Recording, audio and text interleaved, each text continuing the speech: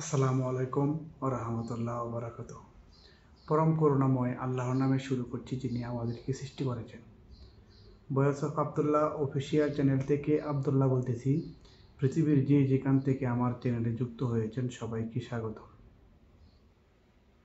বাংলাদেশের বর্তমান যে বাংলাদেশের যে পরিবেশ, সেই দৃষ্টিকোণ থেকে আজ বিশেষ একটি বার্তা আপনাদেরকে দিতে চাই। সেটি হচ্ছে বাংলাদেশের যে কোটা সংস্কার থেকে শুরু করে এই যে ছাত্ররা বর্তমানে রাজনীতি যে প্ল্যাটফর্ম তৈরি করেছে, একটি দল আত্মপ্রকাশ করেছে এবং এই দেশকে শাসন করতে চায়। কিসের ভিত্তিতে এরা দেশ শাসন করতে চায়? কিসের ভিত্তিতে এরা দেশকে এই ধ্বংস করে দিচ্ছে? কিসের ভিত্তিতে এরা আজ মানুষের যেভাবে হেনস্থা করা হচ্ছে, এটি কিন্তু অত্যন্ত দুঃখজনক হয়ে পড়েছে। আমি আপনাদেরকে একটি জ্বলন্ত উদাহরণ এবং প্রমাণস্বরূপ দিয়ে কথা বলতে চাই। যে মনে করেন যে ছাত্র, শিক্ষক, শ্রমিক, সরকারি পেশাজীবী, রাজনীতিবিদ, এই যে আমি যে শব্দগুলো বললাম, এই শব্দগুলো বিশেষ অর্থ প্রকাশ করে। যেমন আমি প্রথম যদি বলতে চাই যে একজন শ্রমিক, সে এমনভাবে কাজ এবং এমনভাবে শ্রম দিয়ে প্রত্যেকটি স্তরে সে নিজেকে উন্নত করার পরিবেশ সৃষ্টি করে। সরকারের চাকরিজীবী দ্বারা সরকারের রুল মতে তারা এই জীবন নির্বিকা এবং সরকারের আইন মেনে চলে। এই তদ্রূপ একজন শিক্ষকেরও সেই যে কার্যাবলী এবং সমন্বয় করে তাকে শিক্ষকের মান ধরে রেখে ছাত্রদেরকে একটি উন্নত লেভেলে পরিবেশ করতে হয়। এভাবে এক একটি ধরনের এক একটি লেভেল পরিবেশন করতে হয়। তাই আমি যে বিষয়টি সামনে আসছে সেটি হচ্ছে ছাত্র। আসলে ছাত্ররা কি রাজনীতি করতে পারবে? এটি আপনাদের মাঝে প্রশ্ন। আরেকটি প্রশ্ন হচ্ছে ছাত্ররা কি রাজনীতি করতে পারবে না? এটিও আরেকটি প্রশ্ন আপনাদের মাঝে রেখে গেলাম, আপনারা এর উত্তর দেওয়ার চেষ্টা করবেন। যাই হোক, আপনারা হয়তো শুনেছেন এই পৃথিবীর মধ্যে সবচাইতে যে টেকনিশিয়ান এবং প্রযুক্তিগতভাবে যে দেশ সবচেয়ে বেশি উন্নত, সেই দেশ হচ্ছে জাপান। জাপানের পরপরই আছে চায়না। আর চায়নাকে আমি প্রথমেই বলা যায়, তবু আমি জাপানকে সবার আগে বলে তারপর আমি চায়নার কথাটাই বললাম। এরপরে বিভিন্ন দেশ, আমেরিকা, কানাডা, অস্ট্রেলিয়া, ব্রাজিল, বিভিন্ন দেশ কিন্তু আছে। কিন্তু আমি যদিও জাপানের কথা প্রথমবার বলেছি, কিন্তু আপনি ধরে নিতে পারেন যে চায়না, তাদের সার্ভিস, তাদের টেকনিশিয়ান, তাদের প্রযুক্তিগত সারা বিশ্বের মধ্যে ছড়িয়ে পড়েছে 100%, এতে কোনো সন্দেহ নেই। এটি কিসের ভিত্তিতে হয়েছে আপনি জানেন? সেটি হচ্ছে কারিকুলাম ভিটা, টেকনিশিয়ান, সার্ভিস এবং প্রযুক্তিগত তাদের যে মান, সেবা কে করেছে? এই ছাত্ররা করেছে। কে করেছে? এই ছাত্ররা করেছে। এই চায়নার যে মানুষ, তারা কিন্তু প্রথমেই স্কুলে ধাবিত হয়, তারা গবেষণাগারে ধাবিত হয়, তারা বিজ্ঞান কীভাবে তৈরি করবে সেখানে ধাবিত হয়। তাহলে আপনি এই জাতিকে যদি এই বিশেষ কোনো প্রয়োজনে আপনি ব্যবহার করতে চান, তাহলে না আপনার দেশ উন্নত হবে। আপনি যদি মনে করেন যে এই বাংলাদেশের যে পরিবেশ পরিস্থিতি, ছাত্ররা রাজনীতি করবে, তাহলে কেমন হবে আমাদের দেশ আপনারা বুঝেন।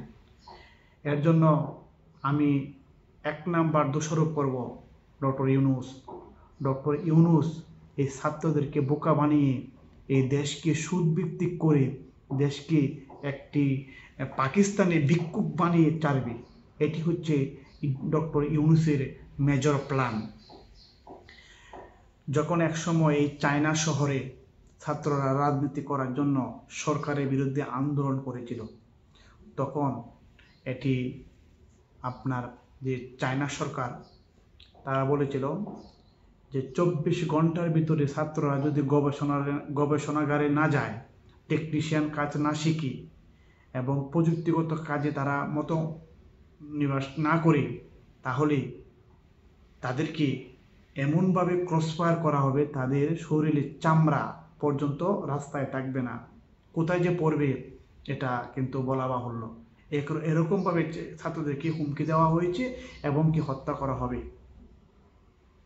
অলরেডি শাহজাহান চায়নার পক্ষ থেকে এমনভাবে ফিট করা হয়েছে যে আমার মানুষের কোনো প্রয়োজন নেই, আমি এদেরকে মেরে ফেলব। এই ছাত্ররা রাজনীতি করার জন্য রাস্তায় নেমেছিল, কিন্তু গভর্নমেন্ট থেকে এই বার্তাটি প্রকাশ পেয়েছে। তখন ছাত্র সমাজ তারা পিছু হটতে শুরু করেছে। পিছু হটার পর তারা কাজে মনোযোগ দিয়েছে। আজ চায়না এই বাংলাদেশের থেকে আপনারা যে শিক্ষা নিতে পারেন। আমেরিকার যে লোকেরা তারা বলছে যে এবার ছাত্রদেরকে রাজনীতি করার সুযোগ দিতে হবে। এই চায়না সরকারকে এই কথাটি বলেছিল। তখন চায়না সরকার বলেছিল তোমার সাথে আমার আগে যুদ্ধ হবে আমেরিকা, তারপর আমার ছাত্রদেরকে নিয়ে আমি দেখবো আমার বিষয়টা, আমার অভ্যন্তরীণ বিষয়ে আমি কি করব আর না করব। আগে তোমার সাথে আমার যুদ্ধ হবে, আসো যুদ্ধ করি। যুদ্ধ করার জন্য আমার শাহজাহান অলরেডি প্রস্তুত করা হয়েছে, I am ready to war. মানে বলছে চায়না যে সরকার বলছে আমি আমার দেশকে অভ্যন্তরীণ আমি পরে দেখব, আগে তোমার সাথে যুদ্ধ করব। আমার অভ্যন্তরীণ মানুষকে নিয়ে তুমি কেন কথা বলছো, এই রাইট তোমাকে কে দিয়েছি? এই চায়না সরকার যখন এই কথা বলেছিল, আর তখন ছাত্ররা তখন পিছু হটতে শুরু করেছে যে না, আমাদের এই পৃথিবীকে শাসন করতে হবে। রাজনীতি শুধু আমার দেশের জন্য না, রাজনীতি হচ্ছে শুধু একটা ছোট একটা দেশের জন্য। আর টেকনিশিয়ান হবে, প্রযুক্তিগতভাবে হবে, বিজ্ঞান হবে, পৃথিবীকে শাসন করবে। তোমরা কি চাও? এই চায়না সরকার এই কথা বলার পরে ছাত্ররা পিছু হটে আজ এই চায়না সারা পৃথিবীকে জয় করছে। তাদের সেবার মান এত উন্নত, সব কিছুর দিকে ছড়িয়ে পড়েছে। আমি ছাত্রদেরকে রাজনীতি করবে আমি এটি না করিনি। আমার কথা হচ্ছে ছাত্র যখন ছাত্র তাকে ছাত্রই থাকতে হবে।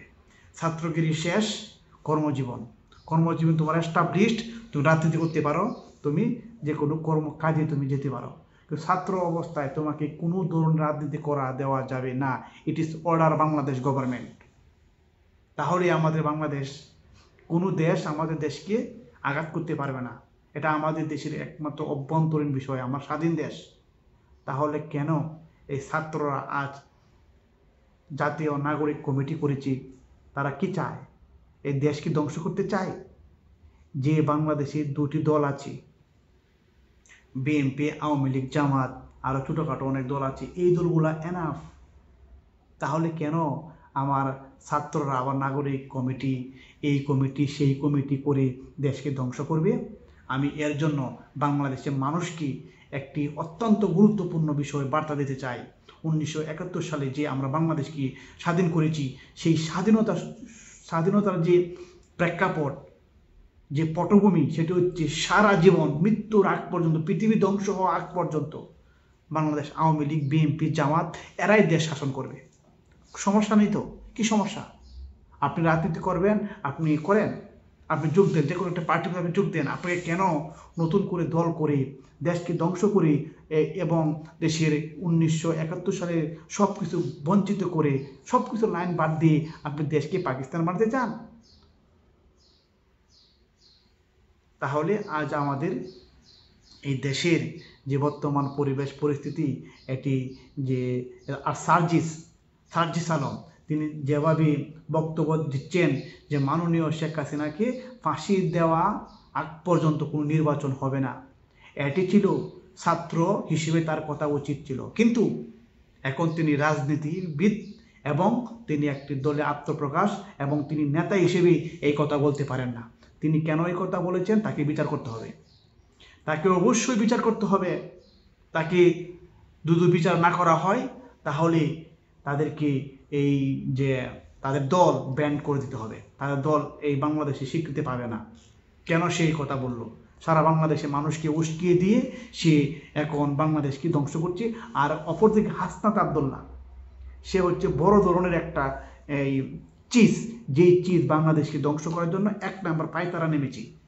আর অপরদিকে আমি যদি বলতে চাই, বাংলাদেশের যে প্ল্যাটফর্ম, সেই প্ল্যাটফর্ম হচ্ছে এই সমন্বয়কের এক নাম্বার কারিশমা নাহিদ ইসলাম। সে লক্ষ লক্ষ টাকা, কোটি কোটি টাকা আত্মসাৎ করে এই পথ ছেড়ে দিয়ে নিজেকে বাঁচানোর জন্য এই বাংলা ছাত্র জনতাকে বোকা বানিয়ে সে ব্যবহার করছে, দেশকে ধ্বংস করছে। তাই আমি আপনাদেরকে বলতে চাই, আপনারা ঘরে ফিরে আসুন, দেশকে ভালোবাসুন, দেশের ভালোবাসা দিয়ে দেশকে জয় করুন।